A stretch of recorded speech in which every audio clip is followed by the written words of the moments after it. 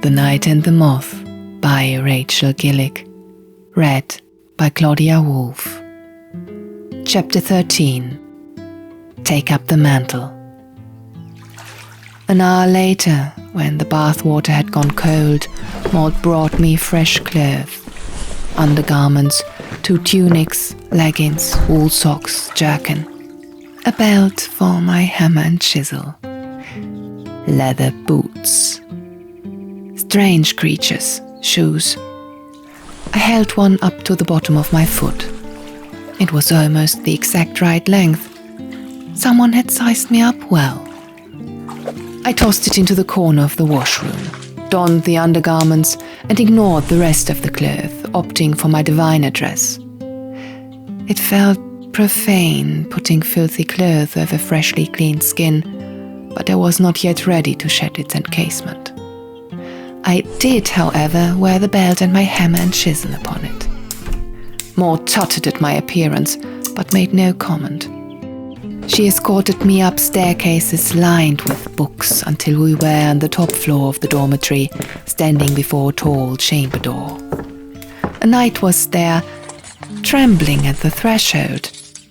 Next to him stood the gargoyle. His stone nose was fixed upward. "What is the meaning of this, Bartholomew? I was roused from a perfectly fine nap." Moth sighed.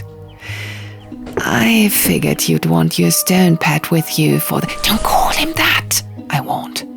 "He'll scream." "What are you whispering about? Why is your hair all wet and stringy?" His voice hitched higher. "Why was I brought in such a careless fashion?" Moth nodded to the trembling knight. "You can go, Dedrick." He fled, and Moth stretched her lips with a thin smile and spoke slowly to the gargoyle like he was a child. "You and 6 have been invited to speak to the king." We entered the room, which was a richly furnished bedchamber. Like the harried scribe's lair, it had a domed ceiling fashioned of glass. There were more shelves, more books, fine rugs, and a bed wide enough to fit 5 kings. The gargoyle, like it was his own room, made his way to the bed, yawning. Moth pointed at the large wooden table in the center of the room. 3 chairs were placed around it, and 3 cups, plus 1 flagon upon it. "He's expecting you there." The gargoyle made a face, pulled a quilted blanket off the bed, wrapped himself in it, and plunked into one of the chairs. I shot Moth an apologetic grin. Her eyes darted between us, like she could not decide which of us was the greater oddity. "He'll be here in a moment. Behave." She shut the door. I hurried to the table, pulled my chair close to the gargoyle's, and hissed in his ear, "I need you to comport yourself." "I have no idea what that means."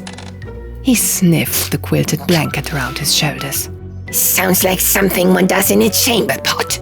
"That! Right there! That is not a normal thing to say.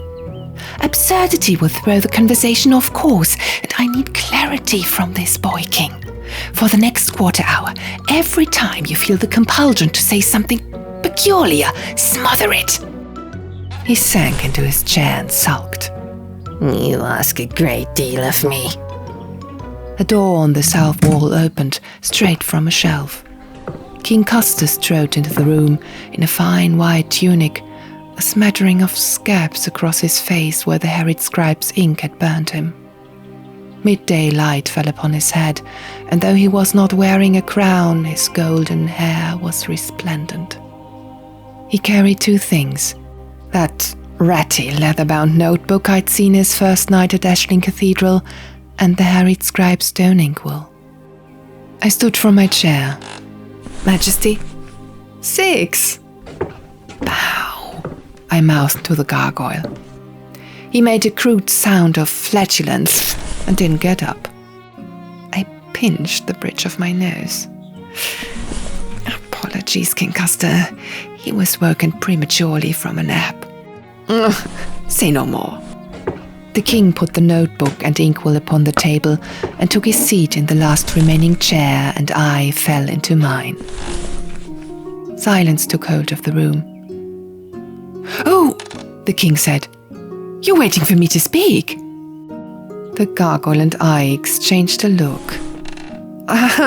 Forgive me, it's just... Benedict Custer's cheeks grew red. This was Maud's idea, talking to you alone. She thinks I need practice, saying things without her or Rory there to fill in my nervous pauses. What do you have to be nervous about? That made him laugh.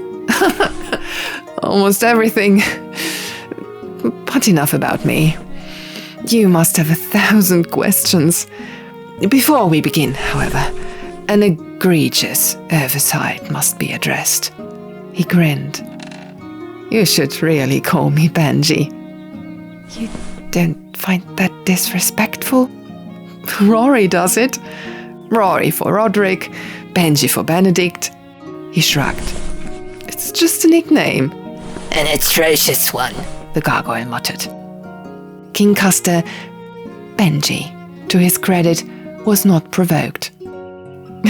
Likely, but it fits me well.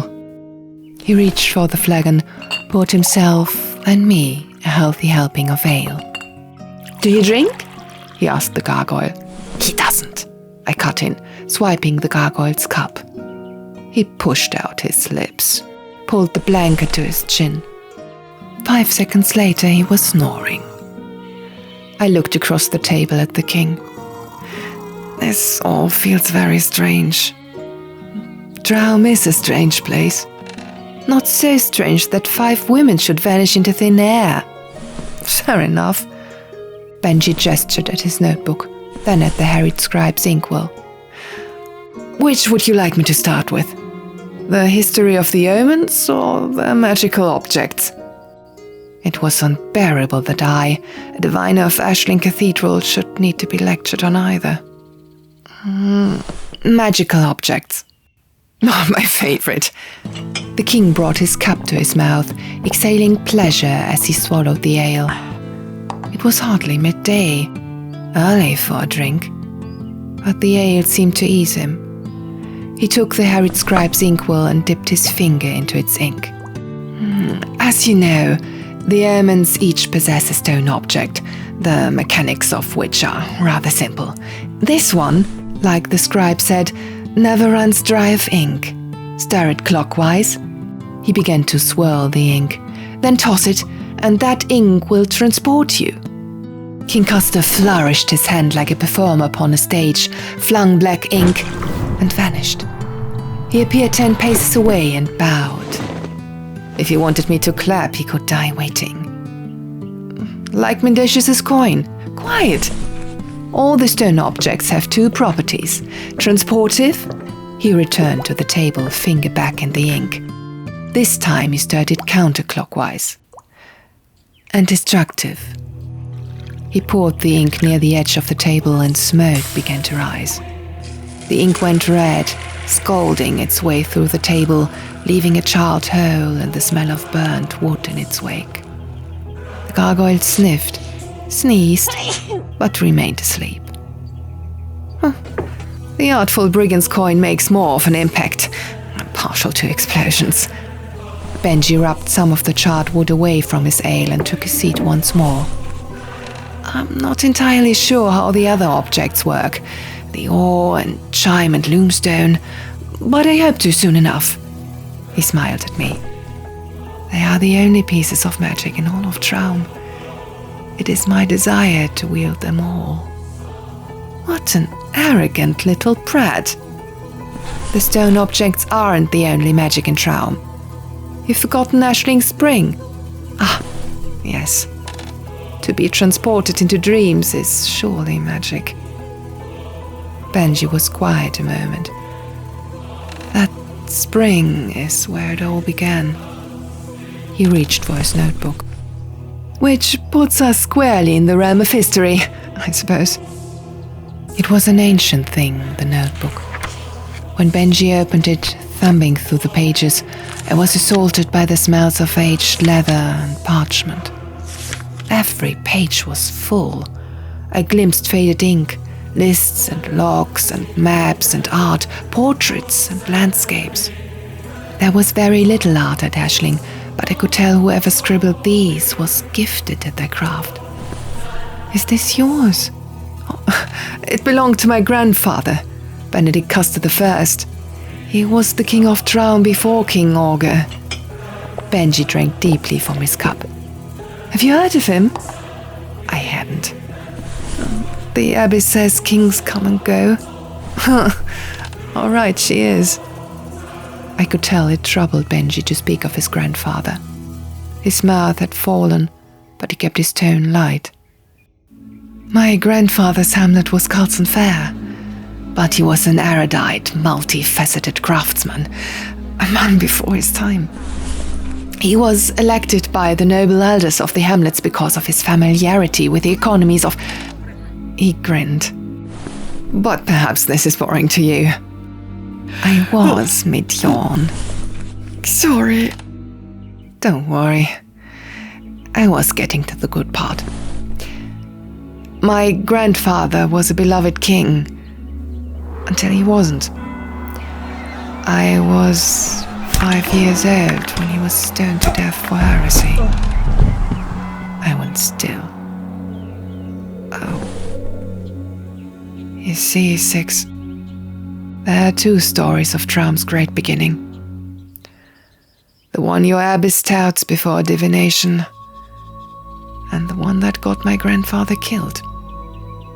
He wrote it here, in his notebook. Benji ran his thumb over the pages. I'm likely not as eloquent as he was, but I'll tell it as best as I can. I watched his wide eyes, wondering if behind my shroud that was how I looked at the abbess. So eager to please. I suddenly felt a surge of pity. Benedict Custer was, after all, only a boy of 17, with everything in the world to prove. Take your time. He hauled in a breath.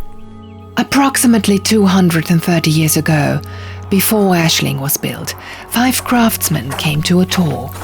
A thieving merchant, dubbed a brigand, a scribe, an oarsman, a forester, and a weaver. Traum was in discord. That part of my grandfather's tale aligns with the abbesses. The hamlets had no gods, no ruler, and were overcome by sprites. The craftsmen came to the tour in an attempt to unify, to decide who among them should lead.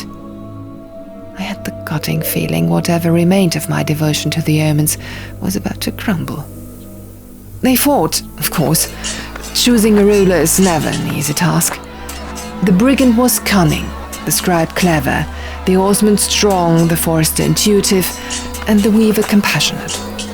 Each thought themselves more fit to lead, but just when Herbert Foucault seemed lost, he paused for effect. Someone else came to the tour, a 6th figure, along with a foundling child. They led the craftsmen to the top of the tour, where a great limestone rested. From a fissure in that limestone, water leached, thick and slow, and smelling of sweet rot. One by one the craftsmen drank from it.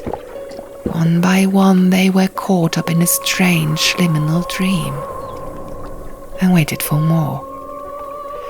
After, the 6th figure gifted them with these, made from the same limestone as the spring. He flipped through the pages of his grandfather's notebook, then turned it, showing me an illustration of 5 distinct objects. A coin, an inkwell, an oar, a chime, a loomstone. Each object carried magic great enough that the craftsmen no longer had to choose a leader among themselves. They all had power. Heartened, they retreated to their respective hamlets and used their new objects to obliterate sprites. But also they whispered tales of magic, of dreams and portents, and the spring upon the tour abounded. Benji opened his hands. And that was how the omens were created. I saw the pieces, like stained glass, come together. And the 6th figure, the one with the foundling who made the stone objects, that's the 6th omen, The one with no name. My throat tightened. The one we call the Moth. Indeed, though if anyone were to know her name, surely it would be you. He paused. She's your abyss, after all. The air in my body, the saliva on my tongue went acidic. You saw what the harried scribe looked like. Stone eyes. The king studied me a long while. No one at Ashling shows their eyes. And the magic stone objects. The sixth omen would need tools to carve them from limestone. His gaze lowered to my hands, my hammer and chisel. Those look quite old. Did your abyss give them to you? See what you make of them, or what they make of you. I didn't answer, which was answer enough. It's the spring, Six. The strange magical spring and the stone it bleeds from. That's how the omens came to be. No god's touch down into a dream. There were but 6 mortal craftsmen. I put up a hand. And the story the abyss tells? That's what? Fabrication? Not entirely. Benji found a new page of his grandfather's notebook and read aloud. Traum's histories are forged by those who benefit from them, and seldom those who live them. He looked up at me. The abyss tells of a foundling who dreamed in the spring because that foundling was indeed placed in its waters. The child drowned, dreamed, and divination became a very lucrative endeavor. More diviners were brought to the tour. In fact, diviners and the omens have always had a harmonious relationship. He leaned back in his chair and read another page. Faith in the omens is like a dream, shrewd yet shrouded. The signs from the 5 stone objects are plain, but the omens themselves are never seen, smoke and mirrors and rumors, seemingly wielding these signs from everywhere at once. It is their scarcity that makes them sacred, their distance that keeps them divine, for only the privileged can access them through divination, thusly making the Master of Ashling the most potent of rulers, and the cathedral itself the most prosperous of markets. No one is above it, not kings, not nobles, not diviners, not even the omens.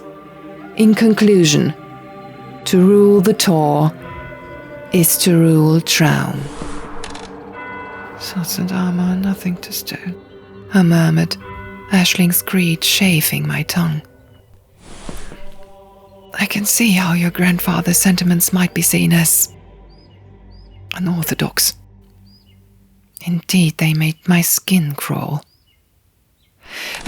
Precisely how did he come by this revised history?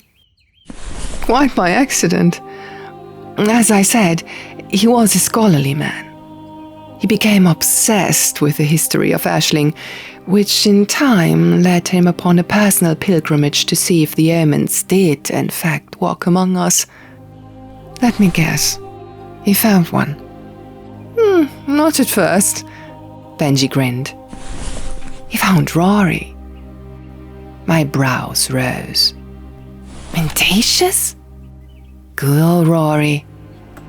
Benji poured himself another drink and topped off mine, though he had only managed a sip and a half. He was only a child, and my grandfather caught him thieving in the gutters of Castle Lurich. I'm sorry, what do you mean, gutters? Benji said it plainly. He's a foundling. It took me 5 seconds to speak. But he's a knight who began as a lowly little thief, just the kind my grandfather liked to talk to. The king drank, then coughed in an attempt to hold in a burp. He often said, it's the folk of the field or kitchen or the beggars on the street who know how to read the signs of life, not these heavy-pocketed knobs who go to Aisling for a divination. No offense. I glared from behind my shroud. My grandfather gave Rory 3 gold rings and asked him if he knew anything of the airments here in Traum. What would he know? Rory's very master, who dwelt in Castle Ulrich's locked chambers on the castle's highest floor, was an exceptionally singular man.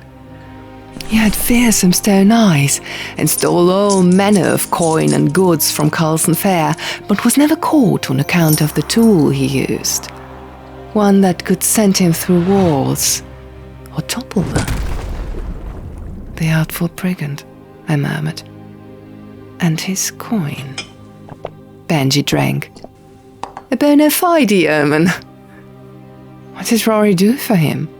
A number of things. Using said coin on the artful brigand's behest for one, stealing spring water from Aisling Cathedral for another. My mouth fell open and the king grinned. He was a cruel master, I'm told. But the artful brigand's one redeeming quality was that he was a boast. He told Rory as plain as day that while Traum did indeed benefit from faith, it was the Ermines who truly reaped the rewards. That as long as they had Aisling's water to drink, they would live forever, doing whatever they liked. That the abyss paid them to walk the shadows of their hamlets, cloaked and mysterious like mercurial gods might.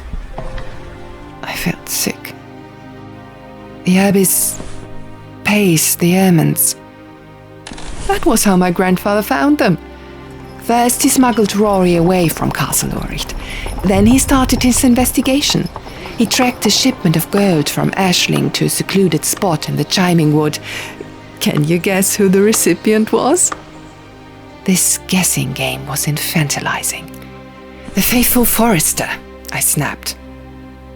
He noted my tone, eyes wide like a nervous dog. She was a grotesque figure, the faithful forester. Woman, but also twisted, inhuman.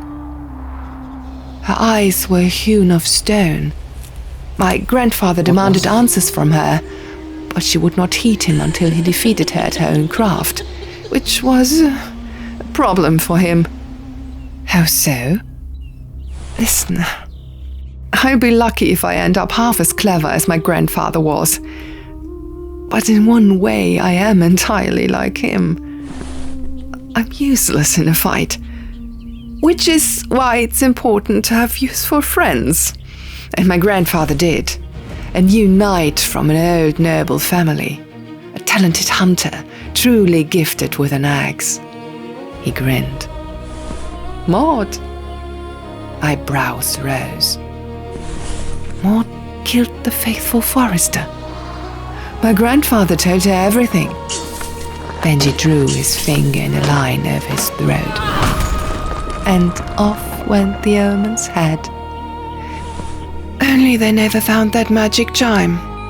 To this day it remains missing, hidden somewhere in the Chiming Wood. Benji's cup was empty now, his hesitance to speak without his friends cured by the ale. He poured himself another. After that, my grandfather was determined to unravel the conspiracy of Aisling Cathedral, to kill all the Ermines, starting with the artful brigand. Naturally, the nobles of the hamlets did not like that their king was profaning the Ermines. It implied that their beliefs, their creeds, their money had all been spent on a lie. And since the sons and daughters of the nobles composed the knighthood, my grandfather's own knights turned against him, called him a heretic, accused him of taking up the mantle. And suddenly I remembered where I'd heard that phrase before. The abbess spoke it before every divination. And the king swore to be more supplicant than sovereign, that he would never take up the mantle of his faith for personal gain, never seek the omens or their stone objects for his own power of vanity. The king let out a labored breath.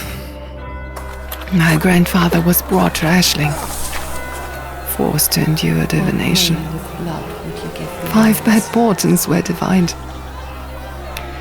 After, his blue eyes went cold. He was stoned in the courtyard by the knights and the gargoyles. I bit down, looked at the gargoyle snoring next to me. I'm sorry. He nodded. He was Maud's mentor, Rory's deliverer. His blue eyes flared. And my namesake. So you see, Six, our hatred for the omens is historical, professional, personal. I tapped my fingers on the table. Say your grandfather is right about everything. That the omens are mortal craftsmen who came to the Tor 2 centuries ago and now play act as gods. I spoke slowly, granting the question the import it was due. How is it I dream of them in the spring? Benji thumbed through the notebook and found a page near the end. The scribblings faded with time. He pushed it in front of me. I know not how the diviners see the omens in their dreams. It is a very strange kind of transportive magic. Indeed, there is very little I understand about Aisling Cathedral's fetid spring. But the artful brigand, the beast, told young Roderick Mendacious one essential thing. There is eternal magic in the water upon the Tor, and those who drink it are just that. Eternal. It's the spring, Six. That awful rotten water. The omens want it. He nodded as if coaxing me along. That's why I came to Aisling a week ago. It wasn't for a divination. We needed to get close to the spring. Rory stole the water like he used to for the Artful Brigand, and we used it to lure him out of Castle Luricht. Then the harried scribe here in the Schacht. The water... He paused, his voice quieted by wonder. It does something to the omens, their bodies, maybe even their minds. What has been done to us? I shoved the king's notebook back at him. I've been drinking that water since I was a girl. All diviners drink it. The king fumbled with his cup. Yes. What's going to happen to us? Right in the cheeks, Benji avoided my gaze. He looked like he wanted to throw himself into his ale. I can't be certain. But the Artful Brigand and the Faithful Forester and the harried scribe were, in some part, made out of stone. You're saying I'm going to turn into stone? He shook his head so forcefully the table wobbled. I didn't say that. What does your grandfather's notebook say becomes of diviners after their service? Very little. Benji drank, pressing his hand over the notebook. His obsession was with the omens, I'm afraid. I was hoping... He looked up. I was hoping we could find out together. That you'd help me achieve what my grandfather never realized. He tried to smile. I want you to help me take up the mantle. I stared. That's asking me to betray everything I've ever believed in. Yes. Benji peered across the table at the snoring gargoyle, then me in turn. You believed a story, and that story was a lie. The omens are not divine. They are mortals who are paid like kings to live like gods. Imagine where all that money for divination might go if it wasn't spent filling Ashling's coffers or wasted in the hamlets on the omens. I thought of the impoverished, wandering the Schacht streets at night.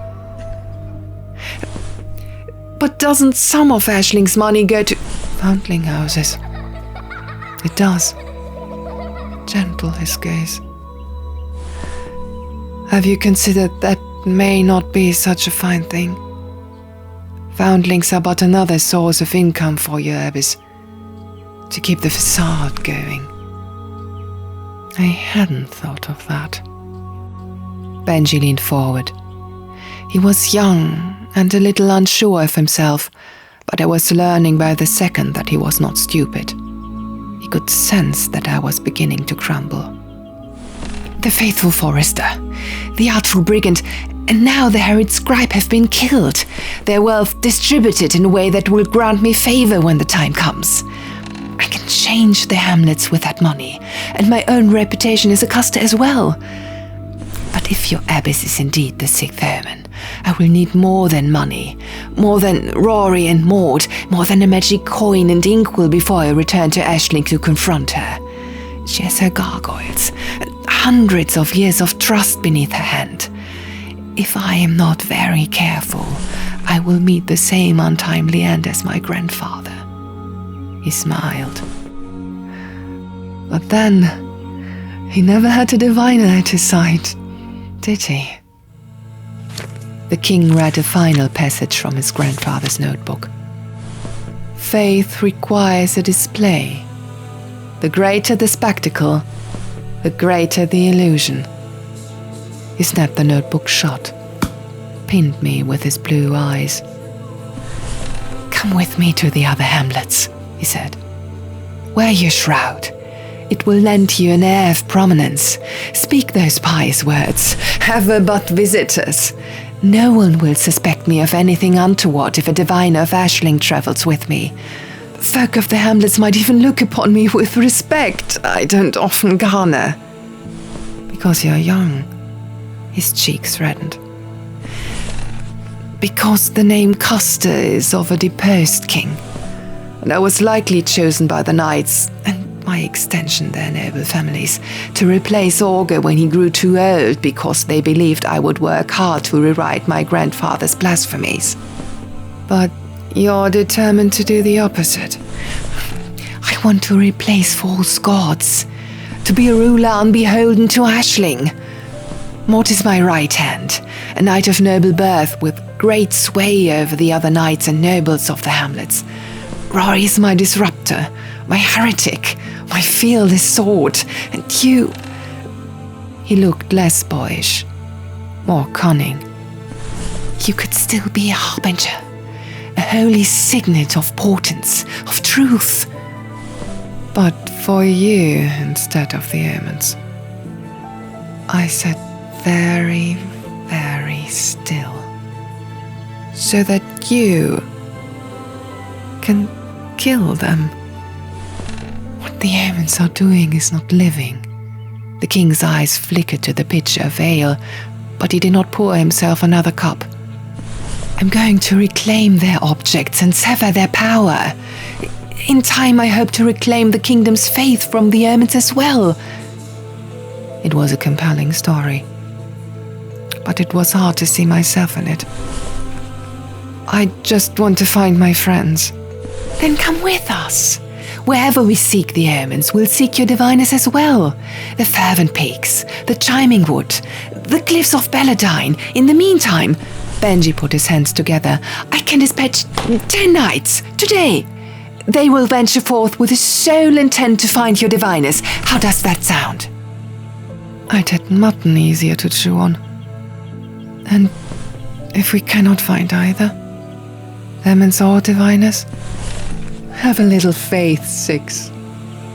As if he hadn't just annihilated it in the harried scribe's lair, and he again at his table with ale and a prolix tale of false gods. But the king seemed without malice. Young and a little drunk, but determined. Indeed, the nervousness he'd carried into the room was gone, as if in proving the story of his grandfather to me, he'd proven something to himself. I stood from my chair. You've given me a lot to think about. When would you need my answer by? We leave for the Fervent Peaks tomorrow. I nodded, then stalled. If you manage to overtake Ashling Cathedral, what do you plan to do with it? Shutter it. For the first time, the king spoke sharply. There will be no more diviners, no more dreams, no more signs. I frowned, tapped the gargoyle's shoulder. He stared, half awake, but accepted my hand without fuss. I led him to the door, stalling one final time. There is a part I still don't understand, King Costa. Benji, please.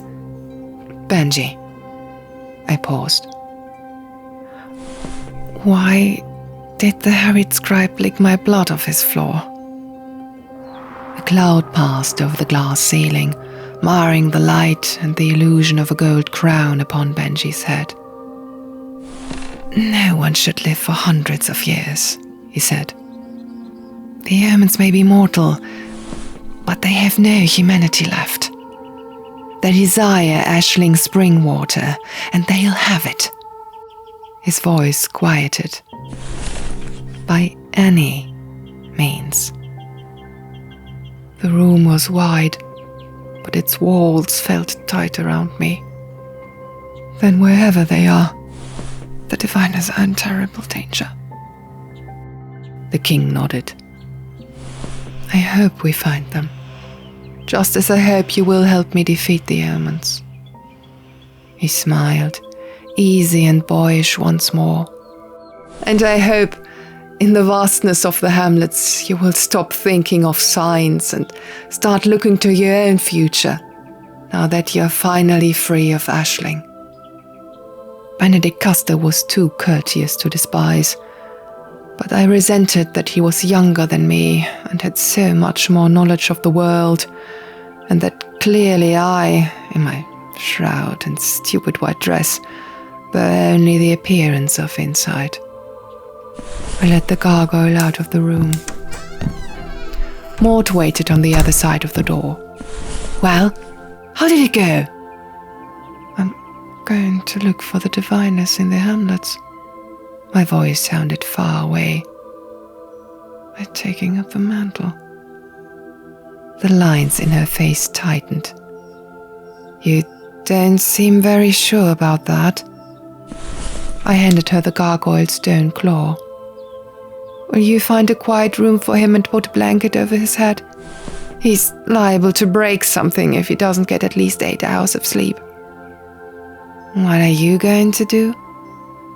I picked my fingernail with the edge of the chisel. Wonder.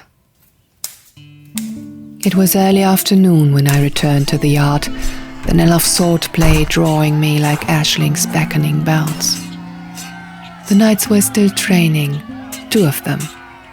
The quadrant had been diminished. It was an open square now. Dirt rubbed into my freshly washed feet as I came into the yard, standing at the lip of the square to watch the spectacle with everyone else. They were evenly fitted in body and weapon, the 2 sparring knights, each wielding a sword. I couldn't see their faces behind their helmets, but there was something distinct about the taller knight, the way he bent at the knees like he was too lazy to stand to full height, and his shoulders, his back, long and broad. I was growing familiar, even in armor, with the lines of Rory's back. They parried. Rory's combatant, the aggressor, his sword thrusting, answered and deflected every time. They churned through the yard, a chorus of clatter and force. And then Rory was upon him. He was ruthless, unearthly in speed, in vehemence, like he wanted, needed to unbridle himself. I felt the strikes of his sword in my flesh and the bones beneath, a shocking reverberation like when my chisel broke through stone. Swords weren't the only thing they wielded. Their armor was its own kind of weapon. Rory's opponent struck him in the shoulder, the jaw with his gauntlet. The next time he tried, Rory caught both his forearms, denying him leverage, only to be hit on the chin by his opponent's helmet. Rory stumbled, and my heart kicked. He shook his head, steadied himself, then, with another lazy tilt of his long body, he sprang forward. His shoulder collided with his opponent's breastplate, and his arms wrapped around to catch the man behind his thighs. Their feet dragged through the yard, his opponent landing blow after blow along Rory's shoulders and back. I could see his legs trembling, hear the hot sound of his breaths, his torrid gasps as he held onto his opponent's legs. Rory kept pushing, kept pressing up, until he slammed the both of them down onto dirt. Cheers erupted around me. I barely heard them. I was transfixed. Swords abandoned, the two of them rode, laying elbows, fists into one another, armor screeching its discontent. I hadn't seen knights fight before, never seen their armor, their weapons as anything but ornaments. I hadn't realized so much of combat happened like this, on the ground, in the dirt. Rory came up on top, trapping his opponent with his abdomen, his legs, his crushing pelvis. Once more he leaned forward, putting his weight into his arm, laying it like an iron bar of the other man's neck. He was dealt more blows, soldiered more swords to his back, shoulders, ribs, but he did not withdraw his arm. A moment later, the fallen knight tapped the ground 3 times. The yard roared with ovation. Rory's body went loose. He raised himself to his knees, then his feet, heaving and panting.